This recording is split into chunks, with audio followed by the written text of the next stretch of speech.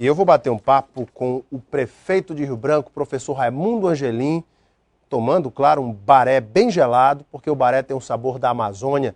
E ao final dessa entrevista eu vou encomendar umas latinhas para a Flávia, filha do prefeito, que é doida pelo baré. O baré tem esse sabor da Amazônia, é muito gostoso. E eu bato papo com o prefeito com um baré bem geladinho. Prefeito, muito boa noite. Boa noite. Bem? Prazer voltar ao seu programa. Prazer é todo meu. Quer dizer que a Flávia não almoça sem o baré. Adoro o baré. E a gente sempre está comprando, né? Em litros, né? Agora tem a embalagem grande, né? De 2 litros. É muito bom. Prefeito, como é que foi o carnaval para o senhor? Eu estive acompanhando junto com o governador Tião Viana, prestigiando com as nossas famílias lá o evento. Foi um sucesso. Foi esse ano com a decisão do governador de fazer com trio elétrico, né? Foi muito bom, mais de 60 mil pessoas. E é isso, o povo gosta, fizemos a nossa parte, graças a Deus, graças ao trabalho que foi feito de segurança, deu tudo muito bem, com segurança e sem nenhum problema que viesse a abalar, a nos deixar tristes. Foi uma festa muito bonita. E muita gente comentou a sua camisa do Flamengo, muito bonita também na festa, viu? O Flamengo tinha sido campeão, né? Naquele dia, campeão do Peru todo, né? Como bom flamenguista, né? Eu estava lá prestigiando o meu time. Prefeito, 2011, dizem que começa de verdade depois do Carnaval, que o ano de verdade começa depois do Carnaval.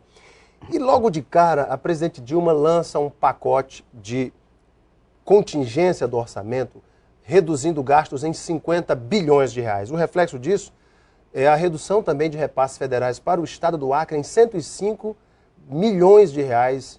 E isso tudo se reflete nas prefeituras. Prefeito, que obras, que ações da prefeitura vão ser impactadas diretamente com essa redução? Olha, não só da prefeitura, mas de todos os municípios do Acre e do Brasil como um todo. É preocupante esse corte, necessário do ponto de vista fiscal, mas foi muito amplo, né? Em Rio Branco nós tínhamos 26 milhões de emendas para 2011 de bancada e dos parlamentares e foi cortado 10 milhões e 800 mil, ou seja, 41% das nossas emendas foram nesse corte do governo federal. Isso é menos obra, menos investimento que a gente vai fazer na cidade. E o mais preocupante ainda é que tem a Confederação Nacional dos Municípios, tem todos os analistas, economistas, e publicaram esta semana passada, antes do Carnaval, um artigo em todo o Brasil, de que do governo anterior para esse, de 2010 para 2011, o governo federal deixou 128 bilhões de restos a pagar. Projetos que estavam aprovados, que foram empenhados, mas que não foram iniciados. E também projetos que foram iniciados, mas que o governo cortou os recursos, tanto para esses empenhados sem ter dado início, como para muitos que já estavam em processo de execução. E desses 128 bilhões, o governo federal reduziu para 77. Então, deixou só 77 bilhões, o restante ele cortou, ou seja, não vai acontecer mais. Agora, está se vendo a nível de governo federal quais foram os municípios e os projetos que foram prejudicados. Pode acontecer da gente ter algum projeto que está em execução e agora não tem mais o recurso. Então, como a gente vai trabalhar com os fornecedores que já iniciaram o trabalho, que querem receber, e com a comunidade, que a gente criou uma expectativa de executar. Então, esse é um problema que está preocupando a todos os gestores públicos, sejam estaduais ou municipais. E a nível de Rio Branco, eu estou viajando na próxima semana, para ver 4 projetos que temos aqui. Nós temos no bairro da Paz, um projeto de 3 milhões e 121 mil que já estava aprovado, falta da ordem de serviço, mas não foi iniciado. E eu vou saber lá no Ministério das Cidades se vai ter recurso para isso. Se vai ter recurso ou se está nesse corte. O outro é do bairro João Eduardo, no valor de 6 milhões e 921, que já iniciamos, construção de casas e toda a parte de saneamento e pavimentação do bairro João Eduardo 2, e que ainda falta 5 milhões e 900 para serem liberados. Já começamos o trabalho e a empresa está praticamente parada, porque desde julho de 2010, o último pedido que eu fiz para a liberação de recursos não saiu mais. Eu vou lá saber, porque nós começamos uma intervenção no bairro, né? E você tem uma ideia do Mocinha Magalhães, que nós concluímos há 2 anos atrás, já inauguramos há 2 anos atrás. Que é o Habitat Brasil. Ainda tem 223.134 para pagar a empresa e que o Ministério não liberou recurso. Então, nós temos problemas de toda ordem, mas não é só a Prefeitura de Rio Branco. São todos os municípios brasileiros que estão passando por essa dificuldade. De uns 5 milhões e pouco, do outro mais 200 e poucos mil, de outro mais... Só isso são já uns 9 milhões, prefeito? Nós temos aqui 2, 8, uns 10 milhões de obras que a prefeitura iniciou ou que falta iniciar, como o bairro da Paz, a falta da ordem de serviço, e que desde julho do ano passado que não vem recurso. Então eu vou a Brasília, vou com a nossa bancada federal de deputados e senadores no Ministério da Cidade perguntar o que é que houve.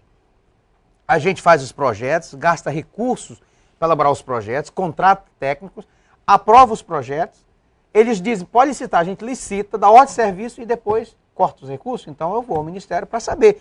E chegando e acontecendo isso, eu vou falar claramente para a comunidade isso que aconteceu. Porque que gera uma expectativa, as pessoas, olha, a prefeitura começou a obra e agora não termina, a culpa é do prefeito. Aí tem que explicar, né, prefeito? Agora, como eu estou lhe dizendo, eu ainda vou verificar se esses projetos que eu citei foram motivo de cortes, como está dizendo, desses 128 reais a pagar, que o governo reduziu para 77. Pode, de repente, eu ter boas notícias de que isso não ocorreu. A presidente disse que pelo menos as obras do PAC 1 continuariam. E o senhor tem alguma esperança, até porque a ministra Miriam Belchior disse que o corte pode ainda ser em outras áreas, inclusive no próprio PAC.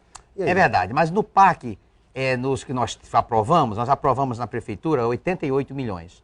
25 milhões de financiamento junto à Caixa Econômica Federal e o restante de OGU, que é o Orçamento Geral da União. Exato. Nós apresentamos os projetos foram aprovados tecnicamente, o Ministério das Cidades publicou o Diário Oficial da União, e agora a Caixa Econômica Federal tem até o dia 30 deste mês para dizer, prefeito, tudo ok, licita.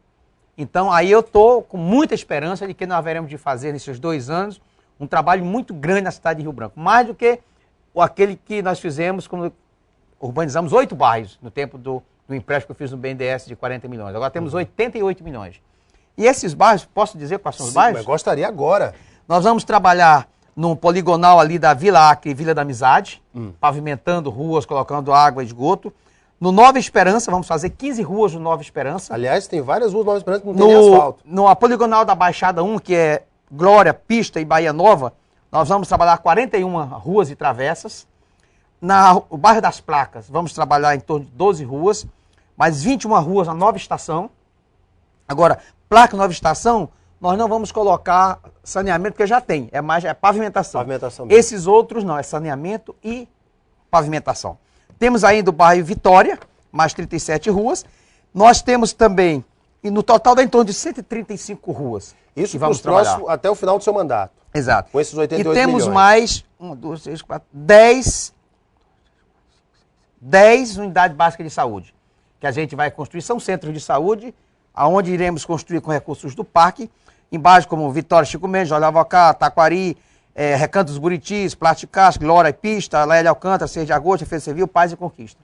E está previsto também uma praça de 3 mil metros quadrados e uma escola no Santo Inês. Então, muitas coisas que temos para fazer, será uma revolução em termos de urbanização da cidade de Rio Branco, em bairros, não tem nenhum bairro aqui do centro, tudo é bairros dito periféricos, né? E vai dar para a gente trabalhar muito. Especificamente de casas populares, prefeito, o que vai ser possível fazer? Nesses projetos do PAC 2 para Rio Branco, eles colocaram umas 180 casas, mas no Vitória, para pessoas que estão em fundo de vale. Né? Agora, são as áreas de risco. Área de risco, do bairro Vitória, em fundo de vale. O restante é mais saneamento e pavimentação asfáltica. Os projetos foram aprovados a nível de Brasília, agora estão sendo analisados na Caixa Econômica Federal, que é o órgão financeiro, e a Caixa, dia 30, dizendo ok, a gente licita. E eu espero, nesse verão ainda, começar. Nunca foi feito um investimento tão grande em tantos bairros como esse que a gente vai iniciar, então logo a Caixa deu o sinal verde. Recentemente, o Gazeta Alerta mostrou uma situação lá no Preventório, prefeito. Esse é um assunto que o senhor muitas vezes já tentou resolver e que mexe muito com aquela população que mora nessa área de risco. E recentemente o programa mostrou uma família, uma senhora dizendo, olha, a gente está aqui porque não tem para onde ir. E nós estamos segurando nossas casas com as estacas ali, porque a área está desbarrancando. Para essas famílias, prefeito, tem alguma novidade, tem alguma saída para essa situação? Nós temos, sob a guarda da Prefeitura, em torno de 134 famílias que já retiramos em áreas de risco ao longo desses anos e colocamos em aluguéis. Nós estamos pagando aluguel em quarteirões. A Prefeitura pagando. Para essas famílias. Estive com o governador Tião Viana, ele nos prometeu de conseguir algumas casas desse programa que o governo está construindo habitação, para que a gente pudesse atender parte dessas famílias. Eu estive recentemente com o governador Tião Viana, com o presidente do Banco Nacional de Desenvolvimento, BNDES, semana passada, Luciano Coutinho, toda a sua diretoria, e levei um projeto de 20 milhões de reais para que a gente pudesse fazer uma encosta, uma proteção ali no Preventório Papoco, ali em frente do Instituto São José, na Floriano Peixoto. Floriano Peixoto. Fazer toda a proteção daquela encosta, que ali é uma área de risco, É uma área de risco de mesmo. muitos anos.